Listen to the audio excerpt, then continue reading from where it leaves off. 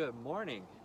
It is nice and early here this morning, but I have to take advantage of a little window with no rain because we have in the forecast rain starting in a few hours, and it's going to be raining all day long until it's dark.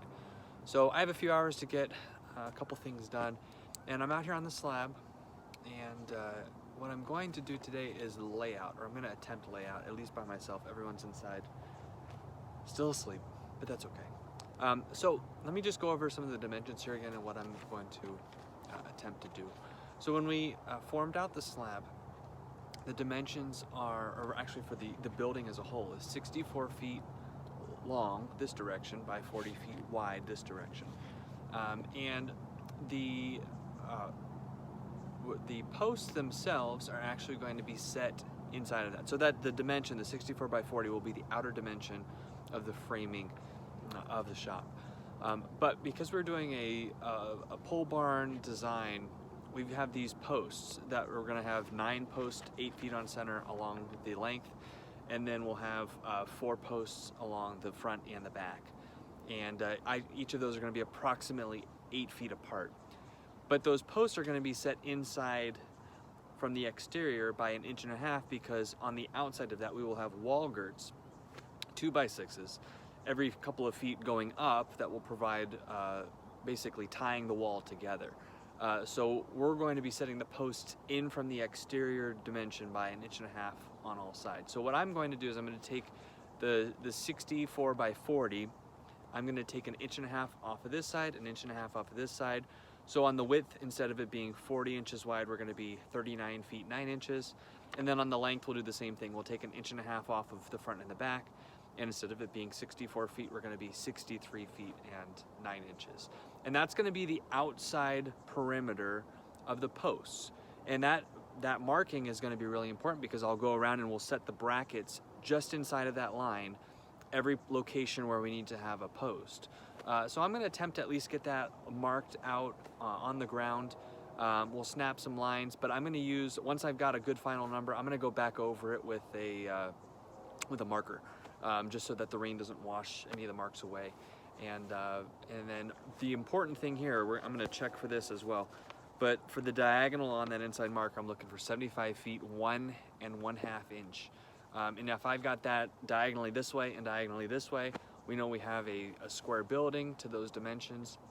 We're going to be in good shape to put a final marking down on the slab. So I'm going to get to that and see if I can get it done here before the rain comes in. All right, this is definitely a 2-person job, but I'll show you what I've got here. So, burning a foot, you can see that 1 foot mark there is right in line with the very, very, very edge of the slab. And then I have the tape just sitting flat, running all the way along this edge. This is the front wall. So we're trying to get 41 feet after we've burned a foot there. And you can see here, just like what I saw on the back wall, we were a little wide. This one's going to be right around 40. We're about 1/2 inch wide here. So what I'll do is I'll take 1/4 inch off of each side.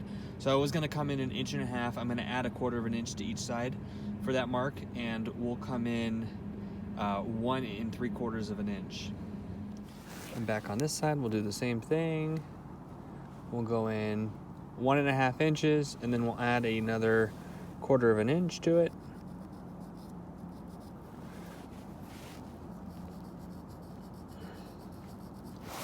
Right there. So now we've centered at least our brackets on this wall. When I did the lakeside wall, we were 1/4 inch short. So I took 1/8 inch off both the front and the back to get it centered on the slab. And now I'm doing the mountainside wall here, and let's see what we've got. Remember, it burned a foot, so it looks like we're probably right around, I'd say 5/16 of an inch. Maybe it's probably more like 1/4 inch long. So what we'll do with this one is we'll add 1/8 inch to each side, and that will get us centered here on the slab.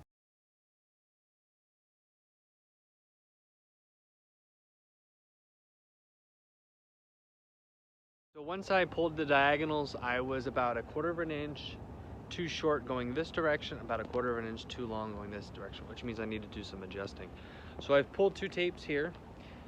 I've got the one tape that's going down all the way the length of this, so 64 feet. I burned a foot, but remember I'm taking 3 inches off for the wall girts, so I'm looking for 64 feet 9 inches. And then I pulled the diagonal here all the way across. I burned a foot, so I'm looking for 76 1.5 inches. And let me flip the screen here.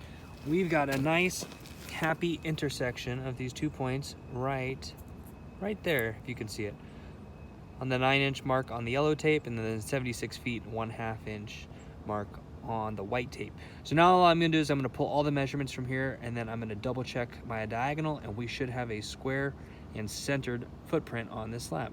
With the dry slab, we'll be able to we'll snap some lines between all of those 4 corners, and then I'll go grab my my design, and we'll start marking out with a permanent marker the locations of all of the post brackets.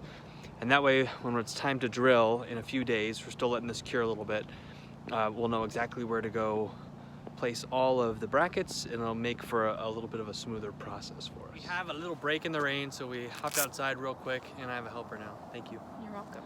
So before we snapped our chalk lines and started marking the locations for each of the posts, we double checked our measurements, and thank goodness we did, because we were off. This way was about 1/8 of an inch too long. This way was about 1/8 of an inch too short on the diagonals, so we wouldn't have had a plumb building. So we just spent about a half hour going through it again, making sure all the marks were good. It really is at least a 2-person job to make sure you do it really good. Well, it was 3. We had to pull. We brought Andrew out, yeah. So 3 people is great. You can do it pretty fast. So I'm glad we checked it. But anyway, we've got good corner markers now. So we're gonna snap chalk lines, and then I have all the measurements from the plan from our design to know exactly the location of each of the posts. So once we get our our chalk line snapped, we're going to go through and mark out the post locations, and I have a marker somewhere. So I'm gonna actually put a marker line in plane with that outside perimeter of the building, and that's gonna it'll run from the front to the back of the post bracket, so that we know exactly where to go and place the bracket when it's time to install them in a couple of days from now. Hopefully just a couple of days. Yeah.